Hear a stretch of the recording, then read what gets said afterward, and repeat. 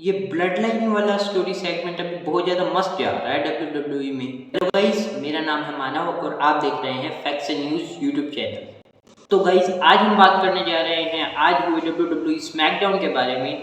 तो शो की शुरुआत में हमें देखने को मिलता है कि जिमी ऊसो बैक स्टेज होते हैं और काइला बैकस्टोन उनसे पूछती है कि आपने जे ऊसो से बात की एलिमिनेशन चेम्बर के बाद। तो जिमी ऊसो बोलते हैं मैंने बात तो नहीं की उससे, लेकिन मैंने उसको टेक्स्ट किया, मैसेज किया। मैं आज बात कर ही लूँगा उससे क्योंकि जे ऊसो यहीं पर है, रिंग में बात करूँगा।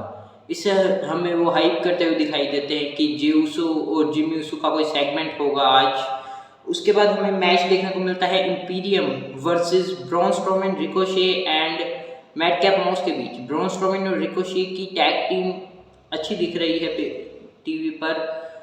मैच अच्छा होता है, एक अच्छा मैच गुंथर तो हमेशा डिलीवर करते ही हैं। मैच की एंडिंग होती है जहाँ पर मैडकैप मॉस टैग ले लेते हैं ब्रॉन स्ट्रोमैन से। उसके बाद गुंथर अपना पावर बॉम्ब लगा देते हैं, मैडकैप मॉस को पिन कर देते हैं और जीत इंपीरियम की हो जाती है।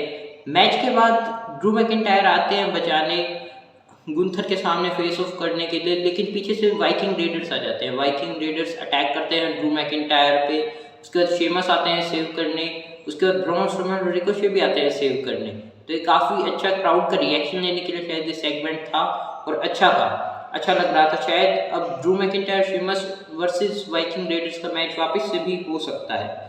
बैकस्टेज से जिमी ऊसो, सोलो सिकावा और पॉल हेमन का एक सेगमेंट दिखाई देता है जहाँ पर जिमी ऊसो बोलते हैं कि हमने रॉयल रंबल से पहले टाइटल डिफेंड किया था। जे ऊसो जब हमारी ब्लड लाइन के साथ था, ये सैमी ज़ेन के कारण सारी चीज़ें हो रही हैं। और फिर पॉल हेमन सोलो सिकावा को कहते हैं कि तुम आज बैकस्टेज ही रहो, जिमी और जे ऊसो की जब बातचीत हो। उसके बाद हमें देखने को मिलता है LA night versus coffee Kingston का मैच। यहाँ पर एलए नाइट पहले प्रोमो काट रहे होते हैं, उसके बाद कोफी किंगस्टन आ जाते हैं और एलए नाइट की बुकिंग समझ नहीं आ रही। ब्रे वाइट के साथ अभी मैच है जो कि हॉट टॉपिक थे WWE के, और अब कोफी किंगस्टन से भी मैच हार गए जो कि अभी बहुत ज़्यादा नीचे हैं स्टॉक में। तो पता नहीं, एलए नाइट की बुकिंग बड़ी अजीब सी है। हमें देखने को मिलता है कि SmackDown women's champion Charlotte Flair आ गई है स्मैकडाउन पर और वो बुलाती हैं रिया रिप्ली को, कहती है कि रिया रिप्ली रो पर तो बहुत बकवास करती है, अब आओ, और मजाक उड़ाती हैं रिया रिप्ली का। और उसके बाद डोमिनिक आ जाते हैं रिंग के अंदर। डोमिनिक अपना दुखड़ा रोने लग जाते हैं कि ये देखो फ्लेयर, तुम कुछ भी कर लो, रिया रिप्ली को कुछ नहीं कर सकते, तुम भी एक सेकंड जनरेशन सुपरस्टार हो, मैं भी हूँ, मेरा बाप भी ऐसा है, तुम्हारा बाप भी ऐसा है। और अपने पापा की बुराई करने लग जाते हैं रे मिस्टीरियो की। शार्लेट फ्लेयर कहती है कि मेरे पापा सही हैं, अगर मेरे पापा यहाँ पे होते तो तुम्हारे को ठोक पीट देते। फिर डोमिनिक मिस्टीरियो कहते हैं कि तुम कहाँ रिया रिप्ली से पंगे लेती रही हो, वो तो मेरे को हक भी करती है तो मेरे को दर्द हो जाता है पीछे कमर में। और उसके बाद शार्लेट फ्लेयर कहती है कि तुम रिया रिप्ली को बुलाओ, नहीं तो मैं तुम्हें मार दूंगी, और मारने वाली होती हैं जब रिया रिप्ली आ जाती हैं। और फिर एक फेस ऑफ होता है दोनों के बीच, कोई फिजिकल इंटरेक्शन नहीं होता। डोमिनिक मिस्टीरियो रोक लेते हैं रिया रिप्ली को कि मत लड़ो, इनसे मत लड़ो। उसके बाद नटालिया वर्सेस शेना बेजलर का मैच होता है। इस मैच में कुछ ज़्यादा खास हुआ नहीं, शेना बेजलर ने विन पा ली। मैच के बाद रोंडा राउजी और शेना बेजलर मार रही होती है नटालिया को। उसके बाद टीगन नोक्स आ जाती है उनको बचाने। रोंडा राउजी की बुकिंग बहुत ख़राब लग रही है, पहले बहुत अच्छी बुकिंग हुआ करती थी लेकिन अब बहुत ख़राब बुकिंग चल रही है रोंडा राउजी की। उसके बाद हमें देखने को मिलता है फायरफ्लाई फन हाउस का सेगमेंट जो कि बहुत ज़्यादा कंफ्यूजिंग था।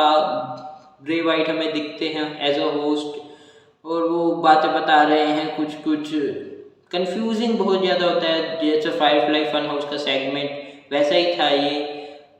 ब्रे वाइट बोल रहे हैं कि तुम्हें एक सीक्रेट रखना है, और काफ़ी सारी हमें अंकल हाउडी भी दिखते हैं। फिर बहुत कंफ्यूजिंग ये सेगमेंट था। हमें बैक स्टेज वापस से Jimmy Uso, Solo Sikoa and Paul Heyman दिखाई देते हैं, जहाँ पर जिमी ऊसो कहते हैं कि मेरे को आज जे ऊसो को समझाना पड़ेगा, अच्छे से बात करनी पड़ेगी।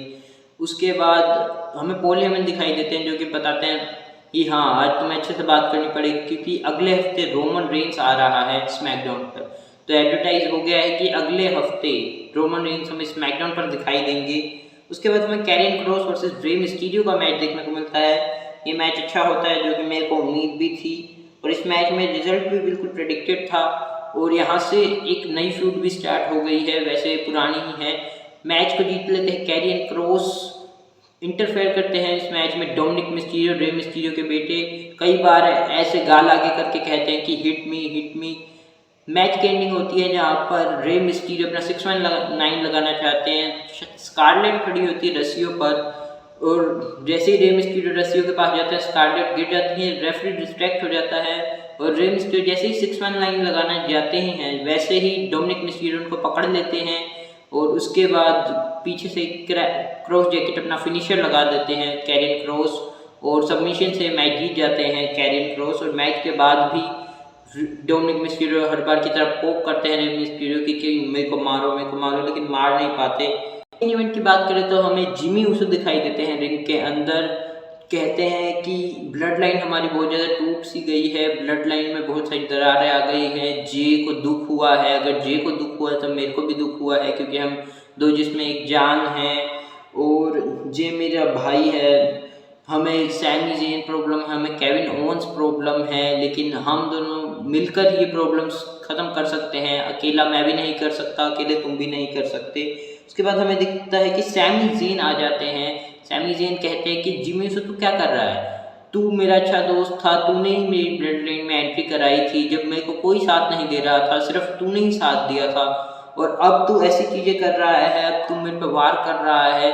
और उसके बाद सैमी ज़ेन थोड़ा इमोशनल करने की कोशिश करते हैं जिमी ऊसो को, लेकिन जिमी ऊसो कहते हैं मैंने तुम्हारे लिए इतना किया, तुमने मेरे लिए क्या किया? ट्राइबल चीफ को धोखा दिया, तुमने हमें धोखा दिया, रॉयल रंबल पर तुमने रोमन रेंज पर वार किया। ऐसी चीज़ें थोड़ी ना होती है फैमिली में। जिस पर सैमी ज़ेन कहते हैं कि फैमिली में तो हर चीज़ पर लॉयल्टी टेस्ट भी नहीं होता कि ये सही है ये गलत है। ये दिखता है कि जे ऊसो आ रहे हैं क्राउड में, जिसमें जिमी ऊसो उनको देखने लग जाते हैं, सैमी ज़ेन भी देखते हैं। उसका फ़ायदा उठा के सैमी ज़ेन एक हलवा किक लगा देते हैं जिमी ऊसो को।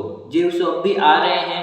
बैक स्टेज से हमें दिखता है सोलो सिकावा आ गए फिर रिंग के अंदर, तो सैमी ज़ेन भाग गए कि अब मारपीट ज़्यादा होगी इसलिए निकल के भाग लेता हूँ।